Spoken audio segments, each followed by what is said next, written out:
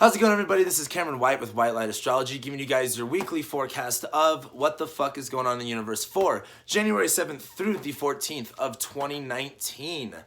This is going to be an interesting week since now that we are basically locked into 2019, we just got off the new year. We just had the eclipses start right in Cancer, or Cancer and Capricorn, with the first solar eclipse happening in Capricorn this past weekend, as well as today, Sunday, we've had Uranus going direct, and tomorrow we're going to have Venus going into Sagittarius. So I would just like to say, now that this year is finally off, how are you guys feeling? How did the eclipses feel? What did that really, how was it, I guess, shifting from a whole axis, going from that Leo Aquarius axis that it was at for about a year and a half? And how did it feel going into Cancer and Capricorn? What events happened? What houses was it going in? I'd love to hear from you guys what your experiences was like. However, we're not done yet. We're just in the middle of eclipse season. And I've been talking about this for a while, and I always say this. Eclipse season, it's like the weirdest 2 weeks ever. It's just a super weird time. It's very, not necessarily bad weird. It's just definitely something's off. Definitely something is in the midst of change, I guess is a good way to put it.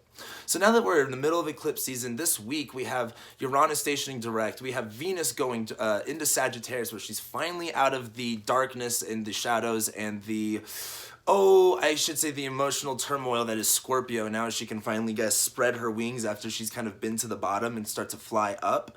So I really think that this week is going to be kicking off with a really positive start. However, just because we're in eclipse season though, this is going to be just a funky, weird week, especially when we go into next week as well. However, I guess let's just start going into this week. So Monday, January 7th, we have Mercury squaring Mars, and that's going to happen, or I should say that's going to last from Monday into Tuesday. And as Mercury is now in Capricorn, where, we have Saturn, the Sun, and Pluto right now, and the nodes, and that's where we just had this eclipse. All of that Capricorn focus, or I should say all of the attention that's been going on Capricorn, Mercury gets to come in there, and Mercury gets to clear some things up and really work some things out, write some contracts, look over what everything that was in agreement, what was in the terms, what was in the conditions. That's kind of that Mercury and Capricorn type energy. However, as it's squaring Mars in Aries, where Mars in Aries wants to do, he wants to go, he wants to achieve, I think Mercury squaring Mars right here is saying, hey, why don't you look at the fine print before you act, before you move on, before you continue forward? What is really going on the surface here, and where can you really, there's a kind of a train going right now. You got to make sure that train's going in the right direction so it doesn't just plow into something, even though it's on the tracks. You know what I mean, though. Basically saying, as Mercury's in Capricorn, where it wants you to get a little bit more serious, wants you to get a little bit more disciplined with your mentality and how you think and how things are just kind of communicated by. And Mars in Aries, it's kind of easy for things to be aggressive right now. It's kind of easy for things to kind of get you a little bit worked up and a little bit angry and frustrated. However, Mars in Aries is really wanting you to actually put a physical outlet to that. This is a really good time to work out. This is a really good time to really put to use of your body. However, Mars in Aries is also really channeling some really heavy energy of hey, you need to be doing something. What are you working on? You want to be busy. You want to be doing stuff. And as Mars squares Mercury, this is just going to be an important time to reflect on hey, let me look over everything before I act out. And that's just going to be a really important note as Mercury squares Mars, because Mercury's going to go through Saturn, go through Pluto, go through the Sun. Mercury's got a message to deliver, and you want to make sure that that message is correct. So also on Monday, we have Venus going into Sagittarius. Hello, hallelujah. We have Venus, one of the two benefics, basically, getting out of Scorpio, where she's in her detriment. She feels stuck there. She could feel very, I don't want to say reclusive, just very dark, and it can be very tied down to things. And as Venus goes into Sagittarius, where Venus, she's all about, love, beauty, romance, relationships, yeah, but she has a lot to do with value. She has a lot to do with what we do value, what we do find passionate, what we do find enjoyable, what we want to enjoy. And as she goes into Sagittarius, where Sagittarius is all about, what do we think? What do we believe? What are we exploring? What are we adventuring off to? What are we learning? How do we have to change as we go along the trail? Venus going into Sagittarius, I've been talking about this in my January horoscopes too. It's we're finally going to feel we're off to something new. We're off on an adventure. Venus and Scorpio was kind of scared. It was I was making the analogy of Venus had to run through the dark woods in Scorpio to kind of get home. Now that Venus is in Sagittarius, it's kind of now daylight is out. Now it's not so much running in the dark woods. You know, the sun is out, the light is out. Now we feel like we're on a new trail, we're on a new mission, we're out of that past, and we can kind of go forward with some enthusiasm and some positivity for once. Now, Uranus is also going direct too, which again isn't the biggest deal. However, it is going to feel like things emphasize on that level of that Mars and Aries stuff of like, I feel like I need to go. I feel like I need to put out. I feel like I need to, you know, channel as much as my physical and mental energy as possible. And as Mars starts going closer to Uranus too, this is going to be intensified, but we'll be getting into that later on in the month.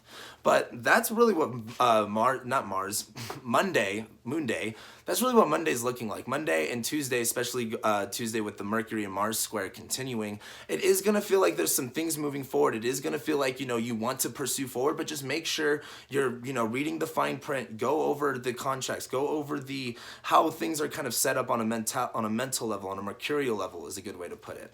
And as we go into Tuesday, we have, again, Mercury's continuing to square Mars, and we have the moon sextiling Jupiter. And as the moon finally gets out of Capricorn, where the eclipse moment, I guess per se, is finally over, the moon goes into Aquarius. It's still a still a Saturn-ruled sign. And as man, I'm messing up my words today.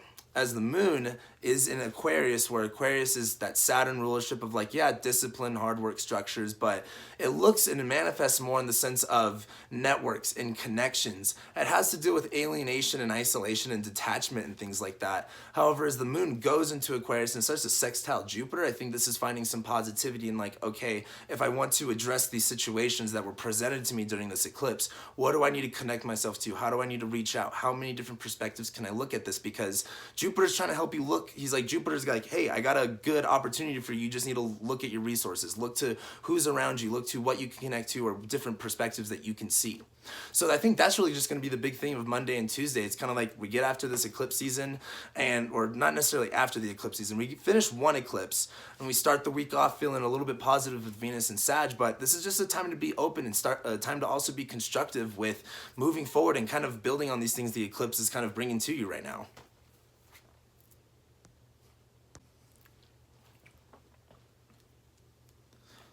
So then as we go into Wednesday, the 9th, we're going to have, the moon go into Pisces, and it's going to start to square Venus. As the moon goes into Pisces, it's now out of the whole Saturn realm of Capricorn and Aquarius, where it was really restricted, really felt tight and had a lot of weight on it. The moon gets to go into Pisces, where it feels like it doesn't have those boundaries, it doesn't have those walls built up, and the moon can finally get a chance to feel around and kind of make do with the change that it knows that it needs to make. And so as the moon goes through Pisces and starts to square Venus on Wednesday, this is where it's going to be kind of like, yeah, Venus is wanting to explore, Venus is wanting to expand, Venus is wanting, and she's just wanting to adventure off, and she's really valuing that sense of freedom, of that sense of learning, of that sense of something new and the curiosity behind it. However, as it squares the moon in Pisces, or I should say as the moon squares Venus this week or on Wednesday, this is where it's going to feel like kind of almost confused on where the direction is that we're going. But this is a time, again, this is the moon in Pisces. This is more of to connect on a spiritual level. This is more of to connect on a internal and in-depth level of yourself. Like, you know, where is it the direction that you're really wanting to go, and what do you value at this moment? And in order to really look at what you value at this moment, you got to look at your circumstances. You got to look at your present environment and going, hey, what do I really like and what do I not like? What do I really value and what do I not value anymore? And as the moon squares Venus, this is going to be kind of a tense time. However, this is kind of an opportunity for you to expand and explore on like, hey, what do I want my environment to look like at this moment? And what, as I move forward, what environments do I want to go into? As the moon goes into Pisces, or I should say as the moon transits Pisces throughout like the next couple days during this too, it's just going to be a time to feel it out.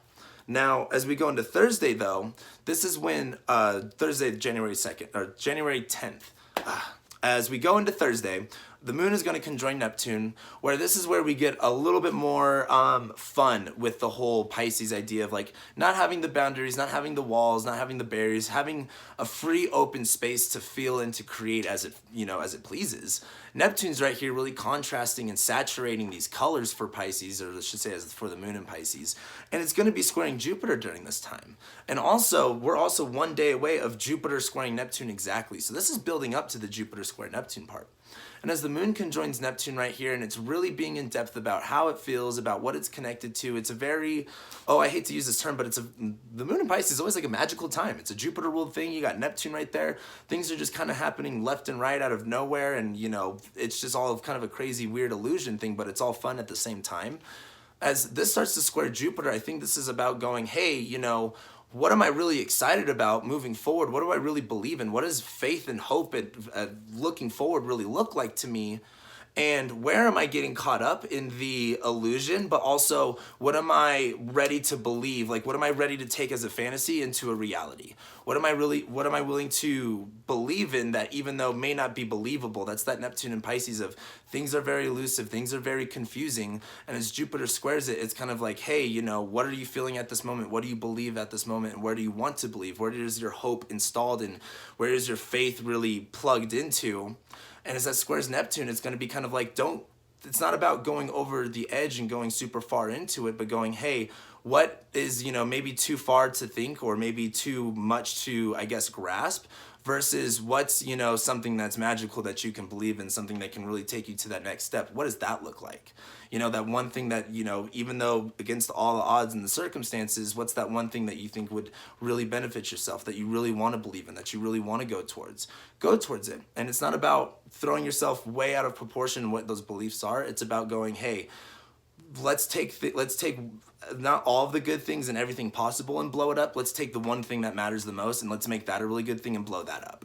So that's kind of like Thursday and Friday, because I kind of went into Friday too with the whole Jupiter square Neptune thing. Now, on Thursday though, we have the sun conjoining Pluto where it's a little bit intense. The South Node is over in that area. Pluto is kind of, bringing that rawness and that realness energy as the sun goes over it. This is kind of like making things feeling like they're crumbling. And this isn't always a bad thing. You definitely need foundations and structures to crumble in order to build newer ones, in order to build safer ones, in order to build more effective, structures and barriers and walls that are going to support you and uplift you to go where you need to go, to be more disciplined, to be more reliable, to have more authenticity. That's going to be this whole Sun-Pluto thing, and I really think this is going to be a lot with that Saturn-Pluto stuff too. It has a lot to do with like, let the barriers break, let the walls fall in order to build some new ones. You got to tear down in order to build again. So as the sun hits Pluto and we have all that stuff going on, Thursday and Friday is going to be a little bit weird. It's going to be a little bit introspective. It's going to be a little bit, thinking about things, feeling about things, and experiencing things all at once. However, on Friday as well, we have Venus beginning her square to Neptune, and she's going to start beginning her conjunction to Jupiter.